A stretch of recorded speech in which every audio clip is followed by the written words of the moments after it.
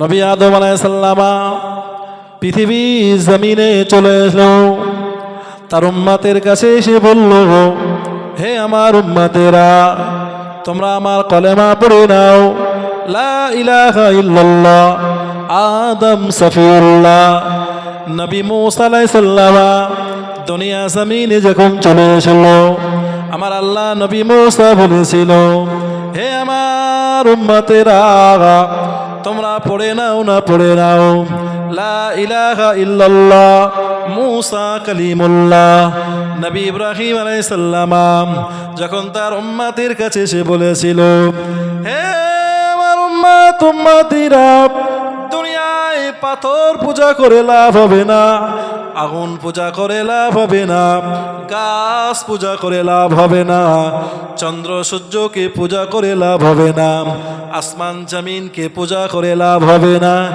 এরা তোমায় কোনো উপকার করতে পারবে না, এরা তোমার কোনো ক্ষতি করতে পারবে না। হে আমার উম্মতিরা, তোমরা দুনিয়ার সমস্ত ইলাহাকে বাদ দিয়ে, দুনিয়ার সমস্ত রবকে বাদ দিয়ে তোমরা এক বাক্যে আমার সাথে পড়ে নাও, লা ইলাহা ইল্লাল্লাহ ইব্রাহিম খলিলুল্লাহ। জোরে বলুন সুবহানাল্লাহ। নবীদের দুনিয়ায় আসার সার্থক হলো আল্লাহকে চেনানো।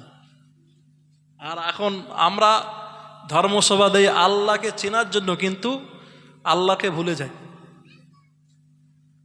এই ধর্মসভা হলো আল্লাহকে চেনানোর জন্য, নবীকে চেনানোর জন্য, ইসলামটা কি সেইটা জানার জন্য, কিন্তু সেটাই ভুলে যাই আমরা। আল্লাহ পাকের নবী ঈসা আলাইহিস সালাম তার উম্মতের কাছে বললেন, হে আমার উম্মতেরা, তোমরা আমার কলেমাটা পড়ে নাও, লা ইলাহা ইল্লাল্লাহ ঈসা রুহুল্লাহ। তাহলে প্রত্যেকটা নবীরা আল্লাহর এই কলেমাটা তামাম দুনিয়ার মানুষের কাছে কানে কানে পৌঁছে দিয়েছেন। আমার নবী পাক সরকারে দো আলম ইমামুল আম্বিয়া খাতামান নবীন শফিউল মুজনামিন রাহমাতাল লিল আলামিন যখন মক্কার মুআজ্জামায় যখন ভূমিষ্ঠ হয়েছিল, আল্লাহ নবী সাহেব রুহুল্লাহ যখন আসমানে যখন উঠে নিয়ে আল্লাহ পাক তুলে নিয়েছিল, নবী ঈসা রুহুল্লাহ যখন আসমানে উঠে গিয়েছিল, সেই দিন থেকে শুরু করে আমাদের নবী মুহাম্মদুর রাসূলুল্লাহ সাল্লাল্লাহু আলাইহি ওয়াসাল্লাম পৃথিবীতে ভূমিষ্ঠ হওয়া পর্যন্ত না, বরং আমার নবীজি নবুয়াত পাওয়া পর্যন্ত, নবীজি 40 বছর বয়স পর্যন্ত তামাম মক্কার মুআজ্জামায়, তামাম মদিনাতুল মুনাওয়ারায় আয়ামে জাহিলিয়াতের যুগ চলত। যে যুগের মানুষ আল্লাহ বলে কেউ জানতো না, যে যুগের মানুষ কোন নবী চিনত না, কোন রাসূল চিনত না, সাহাবায়ে কেরাম চিনত না, যে যুগের মানুষেরা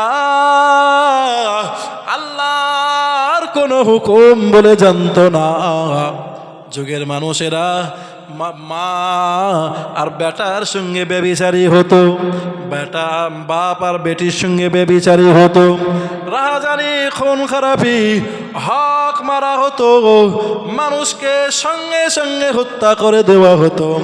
ওই জামানায় মানুষদেরকে খারাপ পথ থেকে টেনে আনার জন্য আমার আল্লাহ রব্বুল আলামিন এই নবী ঈসা আলাইহিস সালাম যেদিন উঠে গেল আসমানে, সেই দিন থেকে নবী মুহাম্মদুর রাসূলুল্লাহ 40 বছর পর্যন্ত, মোট এই 500 বছর জায়গা ফাঁকা ছিল।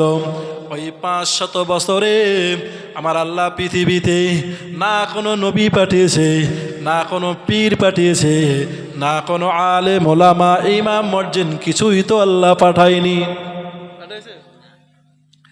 কিছুই যখন পাঠায়নি, যখন কোনো গাড়িওয়ালা যদি বিশাল যদি একটা বাসে প্যাসেঞ্জার যদি ভর্তি হয়ে থাকে, আর ওই বাসের যদি ড্রাইভার না থাকে, বাস রোডে চলবে না খানায় চলবে?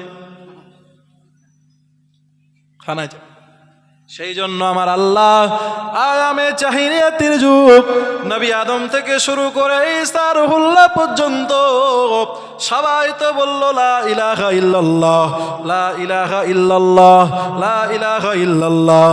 সবাই তো কেউ আল্লাহকে চিনেছে, আবার কেউ আল্লাহর সঙ্গে শত্রুতা করেছে, কেউ আল্লাহর নবীদেরকে নবী বলে মেনেছে, আবার কেউ আল্লাহর নবীদের সঙ্গে শত্রুতা করেছে। আল্লাহর নবী আমার সোনা নবী রাহমাতাল লিল আলামিন, যে আখিরি জামানার নবী, শেষ নবী, শেষ যে হয় তার তো একটা ক্ষমতা বেশি থাকা দরকার। সেই জন্য আমার আল্লাহ রব্বুল আলামিন চিন্তা করলেন, এখানে এত পরিমাণ অন্ধকার জাহিলিয়াত জমে গিয়েছে, মানুষ এত পরিমাণে খারাপ রাস্তায় নেমে গিয়েছে, এখানে যদি আমার নবী মুহাম্মদ ছাড়া নবী ঈসার উপরে যদি আর অন্য কোনো নবী পাঠায়, তাহলে ওই নবী পারবে না এই বিশাল অন্ধকারকে দূর করে দিতে। জোরে বলুন সুবহানাল্লাহ।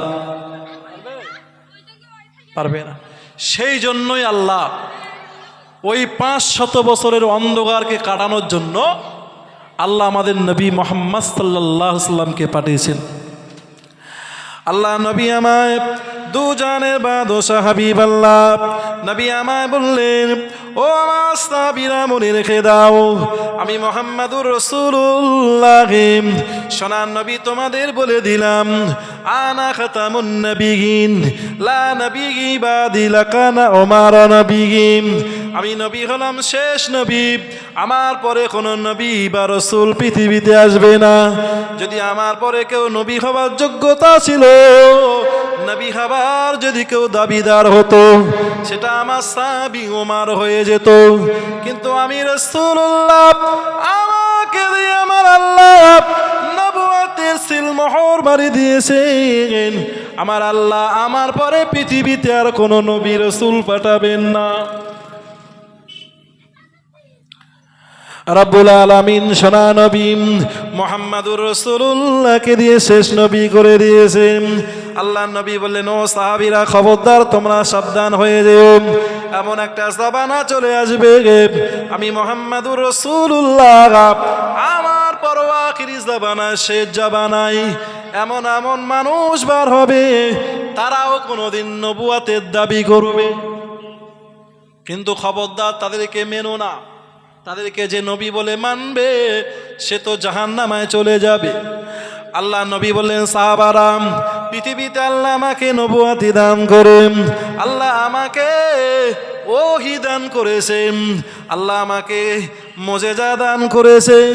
ও আমার সাহাবীরা, পৃথিবীতে আমার সব থেকে বড় মুজিজা হলো আল্লাহ পাকের কোরআন। জোরে বলুন সুবহানাল্লাহ। কোরআনের উপরে কোনো বিধান আছে? কিছুই নেই।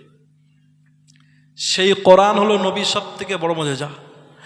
আর ওই কোরআনের ভেতরে আমার আল্লাহ জানিয়ে দিয়েছেন, কোরআন শরীফের ভিতরে আল্লাহ জানিয়ে দিয়েছেন, আল্লাহ নবীর একটা মুজিজা ছিল। পেয়ারা নবী রাসূলুল্লাহ মসজিদে নববী শরীফে বসে রয়েছেন। আল্লাহ নবীর দরবারে শাম দেশ থেকে কয়েকজন মানুষ আল্লাহ নবীকে দেখতে এসেছে, আল্লাহ নবীর চেহারা দেখতে এসেছে, আল্লাহ নবীর ভালোবাসা দেখতে এসেছে। মনে মনে চিন্তা ভাবনা করে নিল, মুহাম্মাদের নামে অনেক কথাবার্তা শোনা যায়। কেউ বা বলে মুহাম্মদ পাগল, কেউ বা বলে মুহাম্মদ গণক, কেউ বা বলে মুহাম্মদ জ্যোতিষী, কেউ বা বলে মুহাম্মদ হলো জ্যোতিষী। ওরা চিন্তা ভাবনা করলো, মুহাম্মদ যদি জ্যোতিষী হবে, মুহাম্মদ যদি পাগল হবে, আমরা মুহাম্মাদের দরবারে চলে যাব, মুহাম্মাদের কাছে যাব।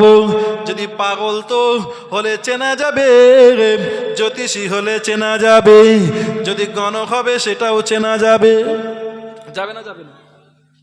শাম দেশ থেকে যখন লোকগুলো চলে আসলো, আল্লাহ নবী রাহমাতাল লিল আলামিন দু জাহানের বাদশা হাবিবাল্লাহ জনাবে রাসূলুল্লাহর দরবারে নববীতে যখন চলে আসলো শাম দেশের মানুষেরা, আল্লাহ নবীকে দেখতে আসলো। আল্লাহ নবীকে এসে বললেন, ইয়া মুহাম্মদ ইরফা রাসাকা, তোমার মাথাটা উঁচু করো। ওরা এসে বললো, তোমার মাথাটা উঁচু করো। আল্লাহ নবী মুহাম্মদুর রাসূলুল্লাহ ওদের দিকে মুখটা মাথাটা উঁচু করে তাকালেন।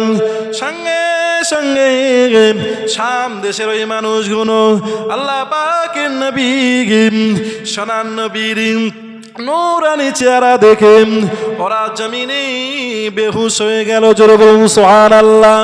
ওরা হুঁশ ফিরে যখন দেখতে পেলেন যে মক্কার কিছু মানুষ হয়েছে, মক্কার কুফারে কুরাইশেরা, মক্কার কাফেরেরা আমার রাসূলুল্লাহর কাছে মানুষকে আসতে দেবে না বলে, আমার নবীর কাছে কালেমা পড়তে দেবে না বলে মক্কার কাফেররা নবীকে পাগল বলেছে, মক্কার কাফেররা নবীকে গণক বলেছে, মক্কার কাফেররা নবীকে জ্যোতিষী বলেছে। না না না না, যে চেহারাটা আমরা দেখেছি রাসূলুল্লাহ চেহারা, এই চেহারা তো দুনিয়ার কোন মানুষের চেহারা হতে পারে না। এই চেহারাটা মনে হয় আল্লাহ পাকের কোন ফেরেশতা হবে। আল্লাহ পাকের নবী আমাই সোনার নবী ওদের কথাগুলো শুনছেন। আল্লাহ নবী মুস্কে মুস্কে হাসলেন। নবী বললেন, হে আগন্তুক মেহমানরা, তোমাদের বাড়ি কোথায় বলো? মেহমানরা বললেন, হুজুর আমাদের বাড়িগুলো শাম এবং সিরিয়ার দিকে। আল্লাহ নবী বললেন, তোমরা কেন এমন ধারণা করলে? কেন আমাকে মনে মনে পাগল ধারণা করলে? কেন জ্যোতিষী ধারণা করলে? কেন গণক ধারণা কেন করলে? ওরা তখন জবাব দিয়ে বলল, ইয়া মুহাম্মদ, মনে কিছু নেবেন না, মনে কিছু করবেন না। যখন আপনার কথা শুনেছি, আমরা শাম দেশ থেকে আপনার নামে একটা কথা উঠে গিয়েছে। মক্কা শরীফ একজন নবী দাবি করেছে, তার মায়ের নাম আমিনা, তার পিতার নাম আব্দুল্লাহ, তার জন্ম হয়েছে খানায় কাবা শরীফের চত্বরে। এ মুহাম্মদ, আমরা শুনেছি তোমার নামে তারা বদনাম দিয়ে বেড়ায়, তুমি নাকি একজন পাগল, তুমি নাকি একজন গণক ঠাকুর, তুমি নাকি একজন জ্যোতিষী। তা আমরা পরীক্ষা করার জন্য আপনার দরবারে আমরা হাজির হয়েছি। জোরে বলুন সুবহানাল্লাহ। ইয়া রাসূলুল্লাহ, চোখে দেখতে পেলাম আপনার এত সুন্দর চেহারা আর পৃথিবীতে জীবনে দেখি নাই, আর মনে হয় জীবনে কোনোদিন এত সুন্দর চেহারা হবে না। এত সুন্দর চেহারা, এত সুন্দর কথাবার্তারা, এত সুন্দর মহাব্বতের মানুষ, এত সুন্দর দিল নরম মুহাম্মদ পৃথিবীর কোন জায়গায় এত সুন্দর মানুষ দেখতে পেলাম না। তুমি দেরি আর করো না, আমাদের হাত দুটো বাড়িয়ে দিলাম, সঙ্গে সঙ্গে আমাদেরকে দিনের কালেমা পড়িয়ে দিন। জোরে বলুন সুবহানাল্লাহ। কালেমা পড়াতে গেলে রাসূলুল্লাহ তো সেই একই কালেমা পড়বে, লা ইলাহা ইল্লাল্লাহ। কালেমা পড়ে নবীজির দরবারে যখন বসে থাকতেন রাসূলুল্লাহ, আর রাসূলুল্লাহর বাড়ি যেতে গেলে তার আগে হলো নবীর চাচা আবু জেহেলের বাড়ি। যত নতুন লোক আসবে মদিনা শরীফে, আবু জেহেল বলবে, এই দাঁড়াও। ওরা দাঁড়ালো। কোথায় যাচ্ছ? না, আমরা মোহাম্মদের কাছে যাচ্ছি। কোথায়? ওখানে গিয়ে লাভ হবে না, মোহাম্মদ তো পাগল, ও তো ভুলভাল বাকে। সত্যি কি পাগল? এখন মানুষের সামনে যখন বলে পাগল, তখন তোমাকে যদি বলা হয় পাগল, তোমার তখন ধারণা হবে কি পাগল কি খারাপ কি? একটু দেখিয়ে আসি, বাড়ি পর্যন্ত তো এসে গেছি, আর একটুখান গেলেই হয়ে যাবে, তাহলে একটু দেখিয়ে আসি। দেখতে যাই যে সে মুসলমান হয়ে যায়। জোরে বলুন না সুবহানাল্লাহ। আল্লাহ পাকের নবী আমায় আবার রাসূলুল্লাহ মসজিদে নববীতে বসে রয়েছেন, কাবা শরীফে রাসূলুল্লাহ বসে আছেন। আল্লাহ পাকের নবী সোনা নবী রাহমাতাল লিল আলামিন, আল্লাহ পাকের নবী আমায় আবার কাবা শরীফে যখন বসেছিলেন, আবার দূর থেকে একজন মেহমান চলে আসলো, তার সঙ্গে আরো কয়েকজন মেহমান ছিল। এসে বললেন, হে চাচা আবু জেহেল, হে চাচা আবু জেহেল, বলো না, অনেক দূর থেকে আমরা এসেছি, মুহাম্মাদের বাড়িটা কোন দিকে? প্রত্যেক দিন লোক আসে।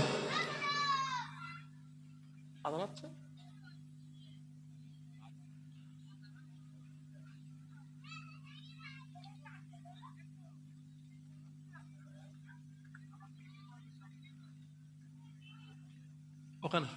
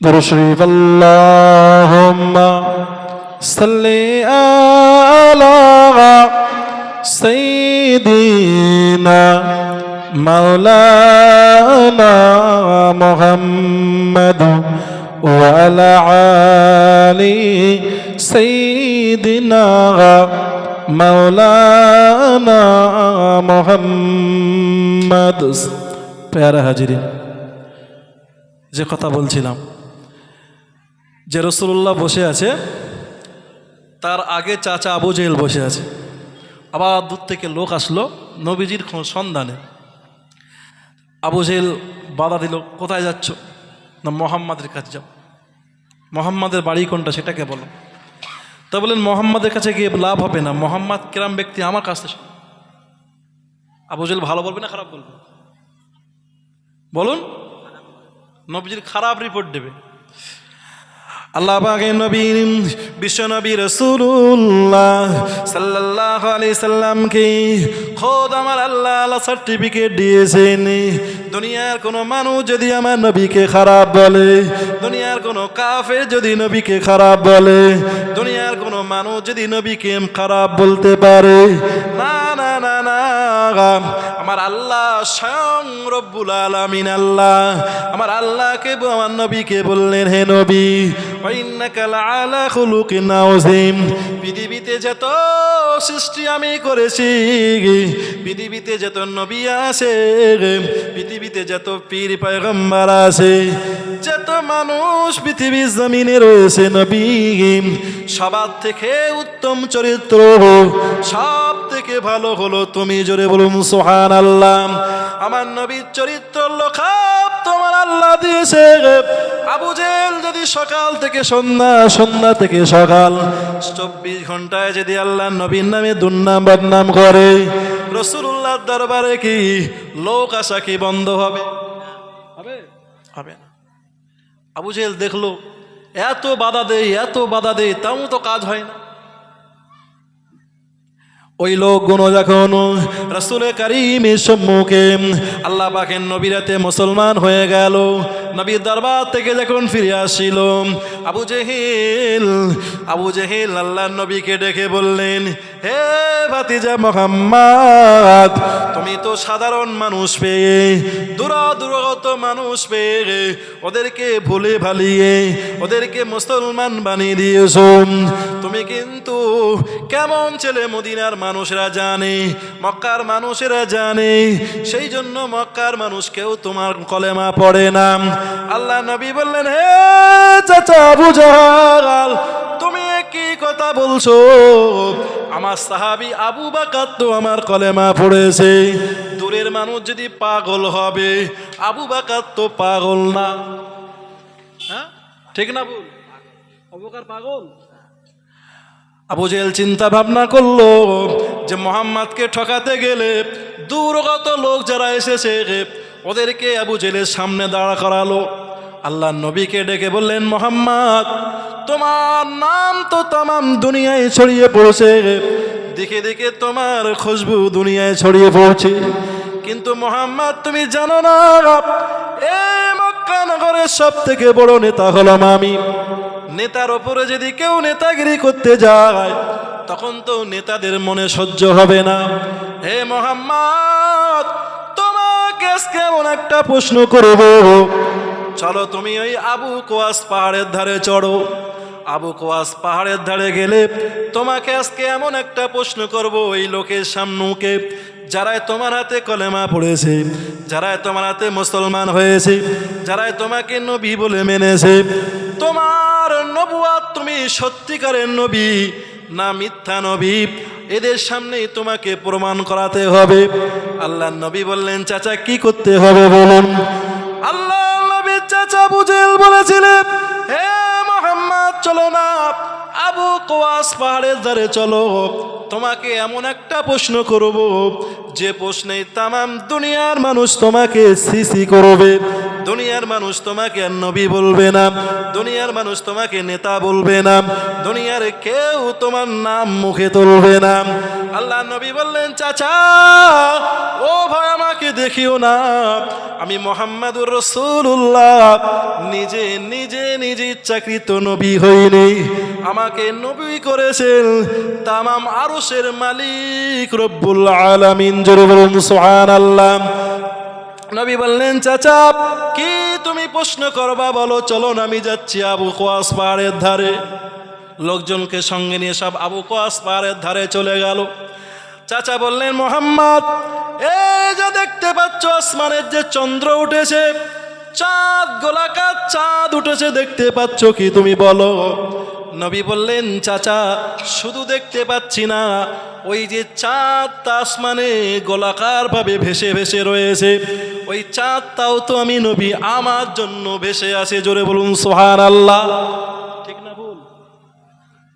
শুধু দেখতে পাচ্ছি না, চাঁদটা আমার জন্য ভেসে আছে। বললেন, হে মোহাম্মদ, তুমি কেমন নবী হয়েছো, আমি তোমাকে পরীক্ষা করতে চাই এই লোকের সম্মুখে যারাই তোমার হাতে মুসলমান হয়েছে।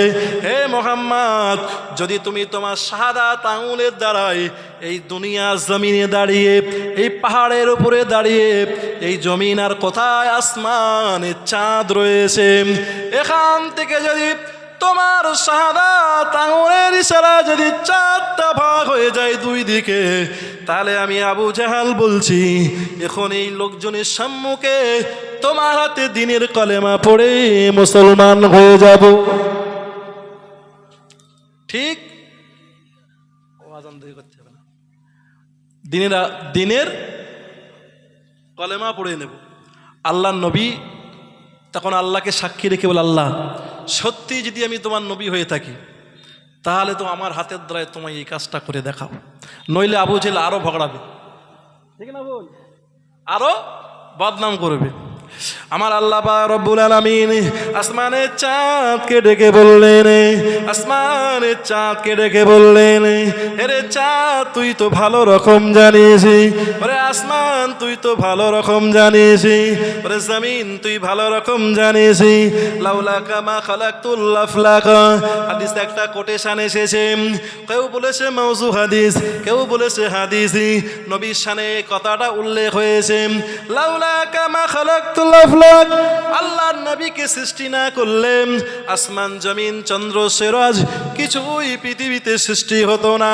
আমার আল্লাহ বললেন, রে আসমান, রে জমিন, ওরে চাঁদ আর সূর্য, শুনে রেখে দে আবু জেহেল আমার রাসূলুল্লাহকে বেইজ্জতি করার জন্য, আমার নবীকে বেইজ্জতি করার জন্য, আমার নবীর নাম দুনিয়ার বুক থেকে মুছে দেওয়ার জন্য আবু জেহেল আমার নবীকে কঠিন প্রশ্ন করেছে, কোথায় জমিন আর কোথায় আসমান। মুহাম্মাদের কারিগরি তো দুনিয়ায় চলবে, কিন্তু মুহাম্মদ তো জমিন থেকে আসমানে কারিগরি দেখাতে পারবে না।